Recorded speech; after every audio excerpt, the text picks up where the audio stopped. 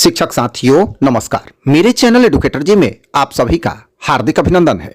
आइए इस video clip में देखते हैं कि शिक्षक नेता बंशीधर ब्रजवासी जी एमएलसी का चुनाव जीतने के बाद जब वे अपने पूर्व के विद्यालय में जाते हैं जिसमें वे पहले से पदस्थापित थे, तो वे अपने आप को स्वयं इमोशनल होने से नहीं रोक पाते हैं और क्या कुछ होता है, वे क्या कहते हैं, आइए इस वीडियो क्लिप के माध्यम से देखते हैं।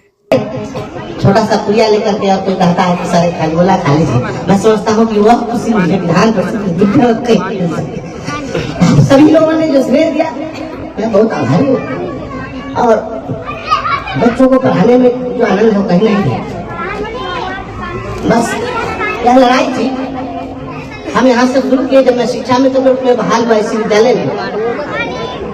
लड़ाई थी रोटी की, और रोटी की लड़ाई हमने शुरू की।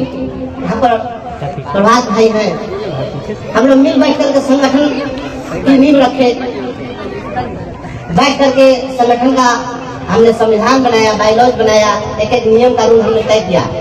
20 साल पहले हमने संगठन बनाया और लड़ाई रोटी की शुरू हुई कि 50 रुपया रोज पर वो बंधुआ मजदूर की तरह शिक्षा में तो बहाल है, इसको न्याय दिलाना है। उस न्याय की लड़ाई शुरू हुई और यह लड़ाई लड़ते लड़ते हमने अपनी नौकरी गंवा दी। और जिस दिन हम क्लास में पढ़ाते रहते थे और मेरे डिसमिसल की बात चलती थी, अपने बच्चों से कहते थे कि अब हमको बर्खास्त कर देगा। हमारे बच्चे कहते थे कि सर बर्खास्त कर देगा तो हम तो धरना देंगे। तो यह स्नेह था, वह अभूतपूर्व था। लेकिन रोटी की जो लड़ाई है, दुनिया में कहीं भी जो रोटी की लड़ाई शुरू होती है तो मैं उसके साथ खड़ा रहता हूँ। दुनिया में तमाम चीजें अपनी जगह है, रोटी की लड़ाई अपनी जगह है, और किसी अधिकार की लड़ाई को हमने लड़ा। मैं बच्चों को जो पढ़ाता हूँ, पढ़ाते पढ़ाते मैं बच्चों को गीत गवाता, कहानियां सुनाता, बच्चे काफी आनंदित होते थे। हमारे यहाँ पर सभी लोग साक्षी हैं उसके।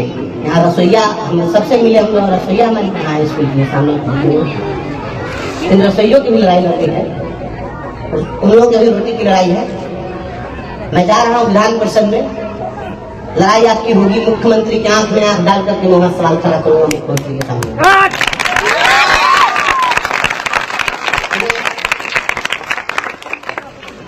जब मैं बैलेट के रहा था काउंटिंग के समय में, जब काउंटिंग होती थी, काउंटिंग में 20 टेबल लगा था। 20 टेबल पर जब बैलेट निकलता था, सारे टेबल से वहाँ पर काउंटिंग में जो कर्मचारी लगे थे बैलेट उठाते थे और केवल मेरे नाम पर मुहर लगा होता था। सारे लोग एक तरफ से बोलते थे बंशीधर ब्रजवासी। सारे आईएएस 9 आईएएस वहाँ पर खड़े थे, 4 जिले के कलेक्टर खड़े थे, वित्त सचिव बिहार सरकार के खड़े थे, कमिश्नर खड़े थे और पूछते थे लोगों से और वहाँ सभी लोग खड़े थे। और जब बैलेट निकलता था, केवल मेरे नाम का निकलता था, तो वे लोग दूसरे से जानने की कोशिश करते थे कि आखिर इस व्यक्ति में क्या है कि लोग इतने दीवाने हैं, इसके इतना वोट किसी को नहीं आया। पूरे बिहार में, हम यह सामान्य जीत नहीं है, आज तक पूरे बिहार में ग्रेजुएट एंट्रेंसी में इतना वोट किसी को नहीं आया था जितना वोट हमको मिला। और लोगों के उम्मीद और भरोसे का वोट है। 4 जिले के 54 ब्लॉक के 28 विधानसभा के लोगों ने वोट दिया है।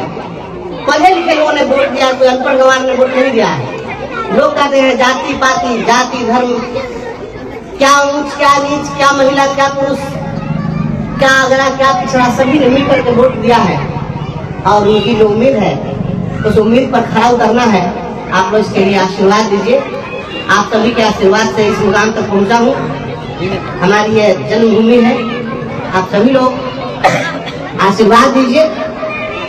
ठीक है, यहाँ कभी कभी समय मिलेगा तो मैं अपने स्कूल में भी आऊंगा। मेरा बच्चों से वादा है कि मैं आऊंगा विधान परिषद बन के, उसके बाद भी मैं पढ़ाऊंगा।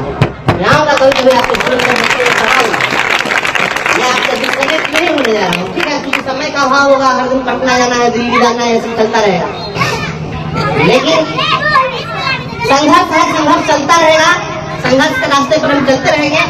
आप लोगों का आशीर्वाद मेरे साथ है। यकीन मानिए, बहुत जल्द बिहार की हुकूमत रक्षा के बेटा के सामने नतमस्तक होगी। आप लोग